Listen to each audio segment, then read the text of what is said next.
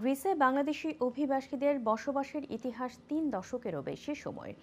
বর্তমানে দেশটিতে বৈধ অবৈধ মিলিয়ে বাংলাদেশি অভিবাসীর সংখ্যা ৪০,০০০-এর বেশি।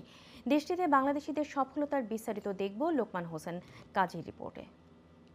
জীবিকার তাগিদে অনেকেই প্রবাসে পাড়ি জমিয়েছেন, কেউ বা সফল হয়েছেন, আবার কেউ বা ব্যর্থ। প্রবাসে ক্লান্তিহীন শ্রম, মেধামনন আর আত্মবিশ্বাসে খুলনা এই তরুণ গ্রিসে এসে মাত্র কয়েক বছরেই অর্জন করেছেন সর্বক্ষেত্রেই সাফল্য।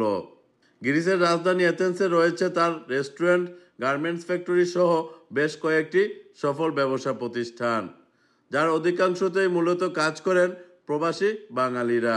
আলহামদুলিল্লাহ আমাদের এখানে প্রায় 10,000-এর উপরে শ্রমিক আমাদের গার্মেন্টস সেক্টরে কাজ করতেছেন এবং আলহামদুলিল্লাহ আমরা চেষ্টা করব আমাদের বাংলাদেশকে এবং আমাদের রেমিডেন্সকে বাংলাদেশকে উন্নত বিশ্বের মতো আমরা সামনে এগিয়ে নেওয়ার জন্য আমরা রেমিডেন্সের মাধ্যমে বাংলাদেশকে সহযোগিতা করব। গার্মেন্টসের ব্যবসায় অত্যন্ত সফল জাহিদুল ইসলাম গ্রিসে গার্মেন্টস শিল্প বাঙালিদের নিয়ন্ত্রণে আছে উল্লেখ করে এ শিল্পে শ্রমিক সংকটের কথাও জানান।